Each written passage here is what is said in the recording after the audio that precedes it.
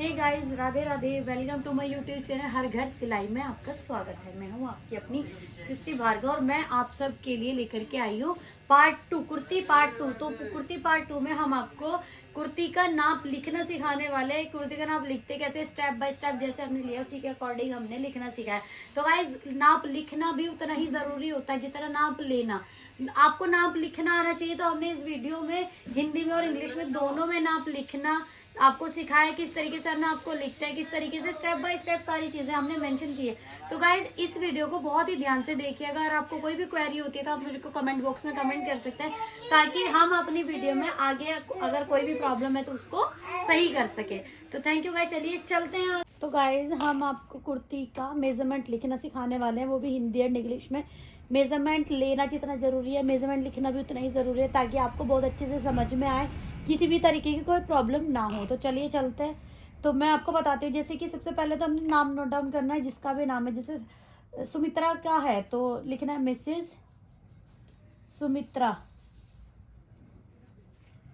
तो आपने सबसे पहले नाम लिखना है, उसके बाद आपने क्या लिखना है कि आपके पास किस कलर की कुर्ती आई है, सूट सलवार है, क्या है। तो आपने पूरा लिखना है। जैसे मेरे पास आई येलो कलर की कुर्ती, यानी कि सिर्फ इसमें अपर पार्ट है ये येलो कुर्ती। और मैं इंग्लिश और हिंदी दोनों में आपको बताने वाली हूँ स्टेप बाय स्टेप सारी चीज़ें।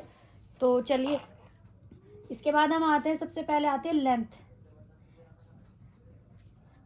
फिर आती है चेस्ट, फिर आती है वेस्ट, फिर आएगी टमी, फिर आएगी चाक, फिर आता है आपके शोल्डर, फिर आएंगे आपके आर्म होल, फिर आएंगी आपकी स्लीव लेंथ,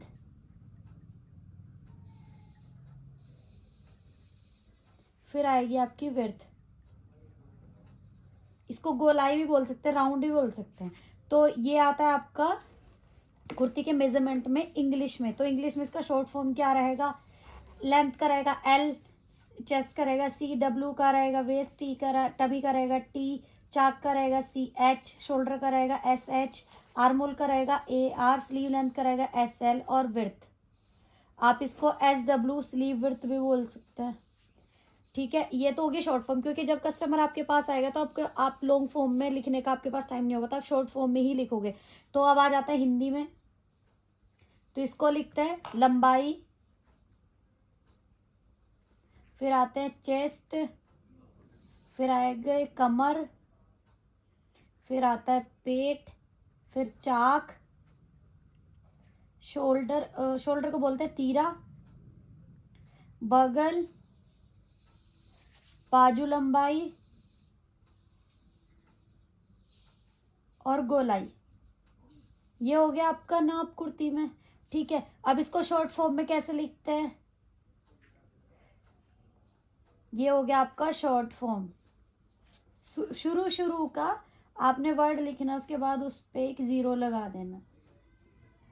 तो क्या रहता है, आपको सारी चीज़ें अच्छे से समझ में भी आती है और आपको किसी तरीके की कोई दिक्कत भी नहीं होती है, क्योंकि आपके पास इतना समय तो होता नहीं कि आप इसे पूरा पूरा लिखो।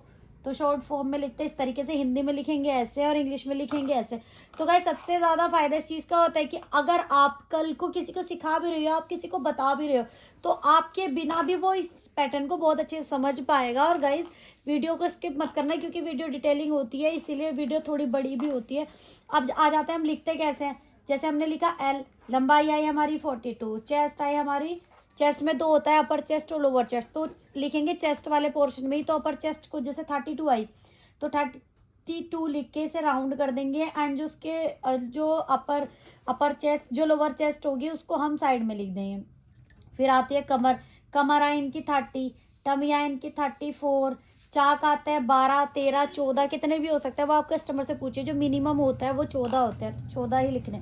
शोल्डर आते हैं इनके 15, आर्म होल आता है इनका 14, स्लीव लेंथ आती है इनके अगर 5, 6, 7, 8 तक भी आती है ना, तो 8 तक आप यहाँ पे लिख सकते हैं, और जो गोलाई है वो यहाँ लिख दोगे। अगर आपकी 8 से बड़ी है, यानी कि 14, 15, 10 या कोई भी है, तो आपने क्या करना है, उसके बाद फिर स्लीव का पैटर्न बनाना है। स्लीव का ऐसे पैटर्न बनाए, यहाँ पे एक निशाने से लगाना, 1, 2, 3, ठीक है। 3 बनाने, इसमें लिखना है आपने लंबाई, जैसे मेरी आई 15 तो 15 आएगी। 15 को आप 3 भाग में डिवाइड कर दोगे, 5 5 5, तो जो सबसे नीचे वाला हिस्सा आता है उस पर लिखेंगे उसका मेजरमेंट, जो बीच में आएगा कोनी के पास में उसके लिखेंगे उसका, फिर आता है जो बाइसेप्स का होता है मेजरमेंट, फिर वो लिखेंगे। तो आपके तीनों मेजरमेंट आपको पता है कि ये लंबाई है, ये गोलाई है, ये गोलाई का ऊपर पार्ट है, फिर उससे भी अपर पार्ट है, और आर्म होल का आपके पास आ ही गया। तो इस तरीके से गाइस मेजरमेंट लिया जाता है। बहुत ही आसान तरीका है, लेकिन लेना इसी तरीके से, क्योंकि अगर आपके पास बहुत सारे कपड़े आते हैं तो फिर आप कंफ्यूज हो जाओगे। इसीलिए कलर और नाम आपको स्पेसिफिक तरीके से लिखना है, तभी आपको पता चल पाएगा। मैं देखिए जूम करके भी इसको दिखा रही हूँ। बहुत ही अच्छे तरीके से आपने करना है।